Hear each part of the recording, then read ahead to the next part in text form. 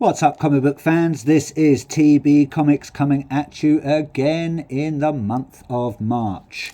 Well, just like a big comic book Tyrannosaurus Rex, I'm going to use my tiny little hands to show you some lovely comic book covers and also some slabs. Ooh, how exciting!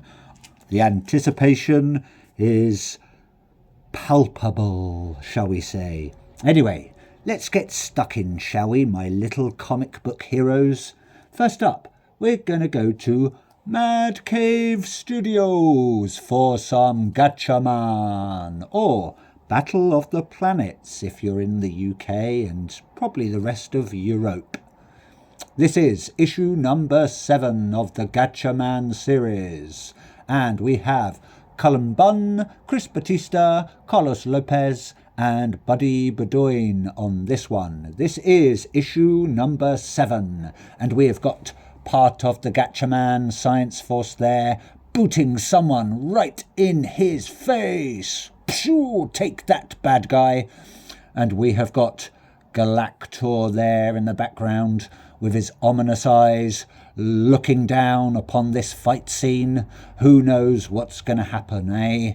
I bet he has got some scheme going on, some sort of plot to get the Gatchaman Science Force unawares and maybe ready to pounce on them. But we will have to see once I've read it. Not sure how many issues there are left of this, but we have got another spin-off. I believe it's called One Earth, if my memory serves me right. I've only got the first issue, waiting for the next issue to come. And I believe there is another one-shot on the way, but I can't remember what that's called. But anyway, that is cover A coming from Inaki Miranda. And I believe Inaki Miranda and I want to say maybe a husband are just about to do or release another comic. Can't remember what it's called because my memory is like a sieve. But I believe from what I read, it sounds pretty good. So I'll have to do my research again and find out what that's called and maybe keep you posted, eh? Just like a faithful comic book postman. Always arrives on time. Yeah, right. Anyway, let's move over to Dynamite Comics for issue 13 of Thundercats. Ho! Coming from the same creative team, Declan Chauvet and Drew Moss. So thank you very much, creative team, on that one. And also we've got a sneak review of Thundercats Lost. Not sure if that's going to be a one-shot or if it's a continuing series, but it looks pretty good. And we're going to have some new Thundercat characters, which I can't wait. Anyway, this cover is cover C, coming from Lee and Chung. Always like Jai Lee's artwork, very nice. We've got the Thundercat team there, not all of them. We're missing Schnarf, Wily Kit and Wily Cat, and no Jaga in the background. But we've got Lino doing a nice pose, maybe, I don't know, maybe posing for the camera. Maybe they're doing a photo shoot for Vogue or Cosmopolitan, who knows. You know what those Thundercats, they're always crazy. They get up to so much mischief. But yes, don't know how many more issues are going to be going on this. I don't know if it's going to continue on for a long, long time. But we are on issue 13, so it's been a good run so far. Next up, we are going to head over to Image Comics. One of my favourite distributors at the moment. They are chucking out such good stuff. And we're going to go over to Hyde Street, issue number 4. And it's part of the Ghost Machine series, as you can see there. And we've got Jeff Johns, Ivan Reis, Danny, Mickey, Brad Anderson, and Rob Lee on that one. So thank you very much, creative team. And we have got a very nice cover A coming from Ivan Reis and Danny Mickey. We've got some sort of want to say some sort of like Frankenstein-looking monster, but I believe we've got a wax museum, so it's some sort of weird, crazy waxwork character. Maybe it's one of the sort of monsters that are going to be appearing in this issue. Who knows, eh? But a lovely front cover there. Do like the artwork on these so far. They have been brilliant. Not read yet. We're only on issue 4, so I'm just going to wait until the first run is finished. And I believe there is another, either a one-shot or a short run coming out in, I want to say June or July. I think it's featuring, featuring Miss Goodbody again. But don't quote me on that. Can't remember what it's called. I saw it. Where did I see it? I think I saw it on the Image website. So yeah, keep an eye out for that one. Can't remember what it's called, so my apologies, but I will endeavour to let you know as soon as I do. Anyway, still sticking with Image, and we're moving on to Hornsby and Halo, and this is issue number 4 as well. It's like the OK 4-Day Corral. This is part of the Ghost Machine and Family Odyssey series, and that cover there, my little lovelies, is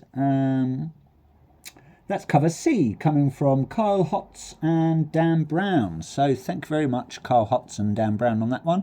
We have Peter J. Tomasi, Peter Snageberg, probably pronounced that wrong, John Kalitz, and Rob Lee.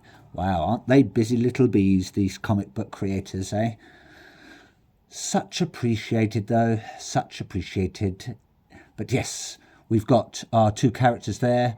I want to say Hornsby and Halo. Pretty obvious, because one's like a demon and one is like an angel. They're sort of standing on a mountain of skulls. Hopefully they have not caused this atrocity, but you never know what these 2 little naughty kids are getting up to. Again, not read this, going to wait until the first arc is finished and then I will get stuck in, but I've been hearing very good things. And I just love these front covers. They're just full of detail. So thank you very much, creative team, again. Next up, we're still going to stick with Image Comics, and we're heading over to Moon Man. This is issue number 7, and that is cover C, coming from Colm Griffin. So thank you very much, Colm Griffin, on that one. We have our main protagonist on there, and maybe some antagonists, or unless he's sort of changing, maybe shape-shifting into the Moon Man there. So that might just be the main character.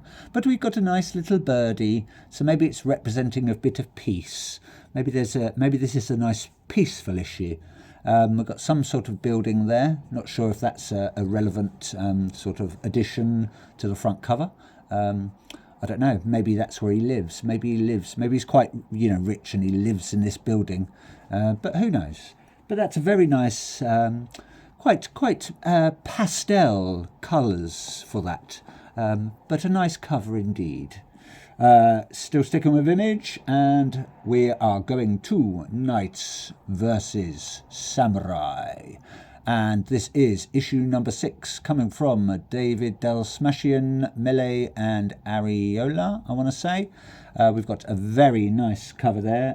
It was a big toss-up between the wraparound cover or this cover there, and that is the one I chose, and that is cover B, coming from Raymond Gay. So thank you very much, Mr. Raymond Gay. Do love this artwork.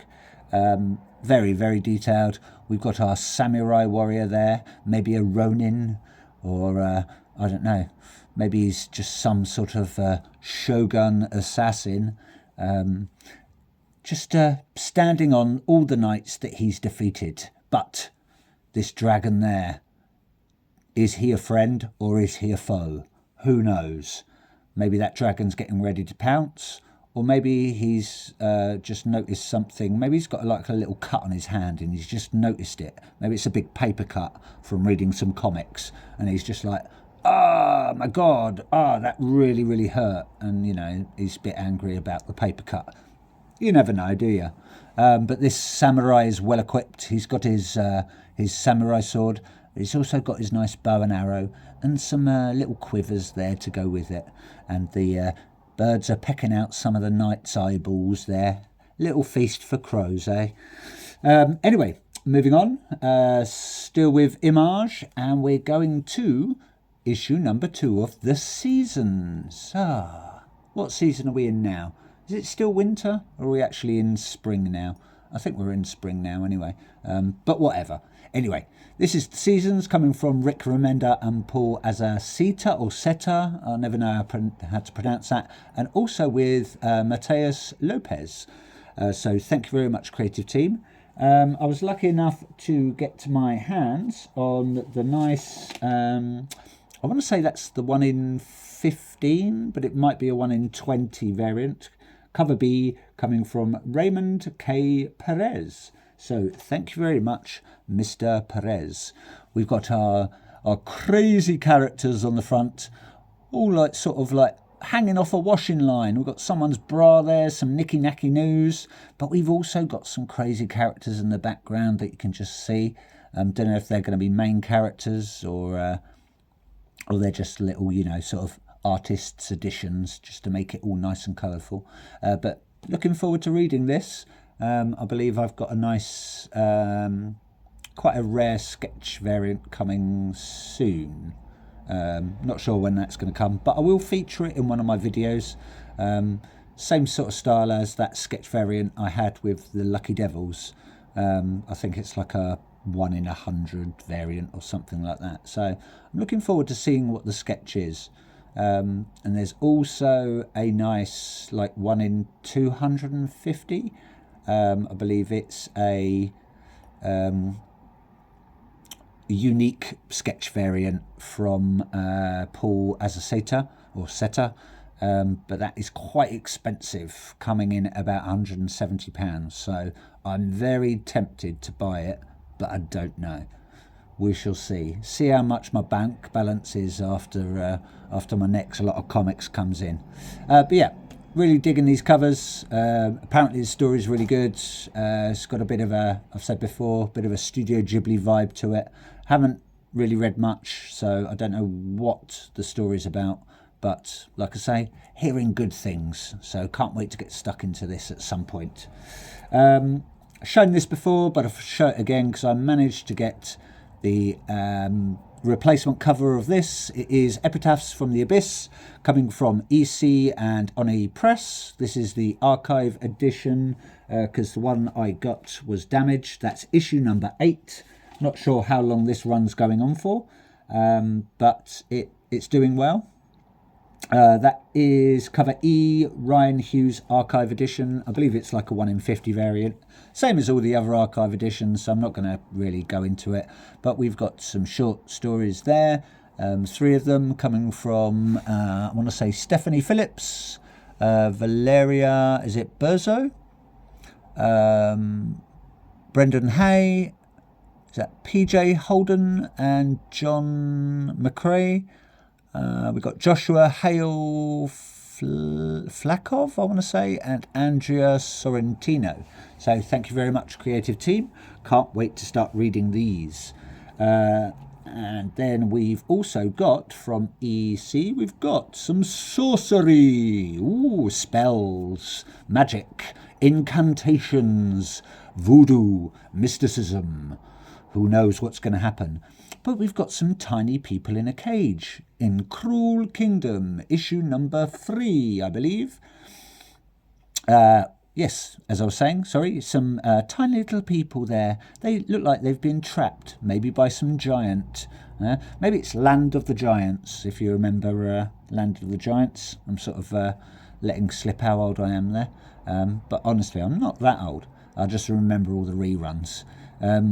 Used to watch that on a Sunday afternoon after having my roast dinner at my nan's. Lovely. But we've got a frog in a jar, maybe another pot, maybe it's got some magic juice in. We've got a nice cup of tea. I don't know, maybe it's a cup of char or an Earl Grey. Maybe this giant likes Earl Grey. Or what's that other one, that really weird one? Like Red Bush or something weird like that, eh? Who knows? Maybe he's quite a refined giant, but who knows what's going to happen to these two intrepid explorers in this giant land. That is, if there is an actual giant land in this issue. I don't know. I haven't got a clue. But yeah, can't wait to get stuck into these. Not sure how many it's going to go on for. But if it was like, what was the other one? Cruel Universe, that was only, I believe, a 6-issue run, or 5 maybe actually. But yeah, hopefully it'll be enjoyable. I do like short stories. Moving on, we've got now a full run.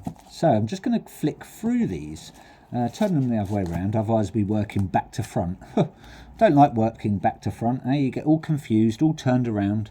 So we've got Sirens of the City from Boom Studios. Picked up a full run quite a while back. Thought I'd show you these. So it's sort of a bit of a, from a backlog of comics. So that one there is Sirens of the City, issue 1, cover C, coming from Carrie Randolph, and that is the nice red foil variant. It's all stamped there. There she is, our main character, strutting through the maybe the streets of New York. Maybe she's buying some mags, as it says there. Maybe she needs to repent, but she's looking a bit punky. She's got some powers. Not going to go into the story too much, but yeah, I think she's like, I want to say, from what I can remember, half devil, half angel, or half demon, half angel. And I think she turns out to be pregnant and she's trying to protect her child or something like that. But yeah, from what I remember, I read it quite a while back. It was a very good sort of 6-issue run. I enjoyed it. It's one of those comics, like, you read it, you sort of enjoy it, you put it away, you forget about it, and then all of a sudden you're flicking through and you're like, oh yeah, it's that comic. I'm going to read it again. So yeah, if you haven't, I enjoyed it. I liked it. I'd read it. But it's your choice at the end of the day, my little comic book lovers. We're going to go to issue number 2 there. Nice cover there from, I want to say, that is cover F, coming from Mora. I don't know if that's Dan Mora. I'm not sure. But that is the FOC reveal variant. Very, very nice. By the way, this is coming from Stara and Carrie Randolph, I believe. I'm not sure. I think it's Joanne Stara, I want to say, or Joan Stara. My apologies if I'm wrong. But that's what's in my brain, my little comic book brain. Issue number 3 there. Very nice. Looks like she's sort of falling away. Some of her powers are just emerging, appearing as she falls down. That there is cover B for issue number 3, coming from Ward. Not sure if that's Christian Ward. But yeah, very nice cover there. Issue number 4 there. Do like that one. Very nice. Tried to get the Virgin variant of that, but just to no avail. Very nice cover coming from, that's cover B, coming from Franny. So thank you very much, Franny. Don't know if that's a last name, first name, or maybe a nom de plume. Who knows, eh? Who knows indeed. Maybe Franny could let me know one day if she ever watches this this video. Probably not, but you never know. Who knows? We've got some weird little fish tears. You know, when I cry, I always cry fish tears. You know, I have prawns coming out my eyes, cod everywhere. It's disgusting, fishy, crying, wet mess. Instead of a tissue, I have to use a big net to wipe away my tears like that. But I really do like this artwork. Very, very nice indeed. Issue number 5 is there for you. She's having a good old squat. Hopefully she's not doing anything in the streets. Naughty girl. But there she's sort of peering down her spectacles, like giving you the side eye there. Looks like she's in some back alley. She needs to put her clothes on though. It's probably going to get a bit chilly. But that there is cover E, coming from Joe Quinones, I want to say. My apologies again if I pronounce it wrong, but that's how I'm reading it. We've got Herms on this one as well. Not sure who Herms is, or it might be Hermes. No, it'd be Herms, I would say. And then last but not least, we've got issue number 6. And we've got, I believe I want to say that is, I think it's Lilith, if anyone knows that sort of character. I believe she's like the mother of demons or something like that. But it turns out I think it's our main character's mum or stepmum or something like that. But there she is, striking a pose in her 80s style socks with a big ghetto blaster, trying to tune the radio in. Maybe wanting to listen to a bit of Pump Up the Jam or something like that, you never know. She's got a nice ballet dress. Maybe she's doing a ballet recital or something like that, trying to, I don't know, trying to impress some sort of ballet judge, or, you know, you never know. But I've also got some nice slabs for this as well. My apologies about the light. It's these things with these bags, they always bring the glare on. But yeah, I've got a really nice Sirens of the City issue 1. That is the Kerry Randolph variant cover. I want to say that is variant cover B.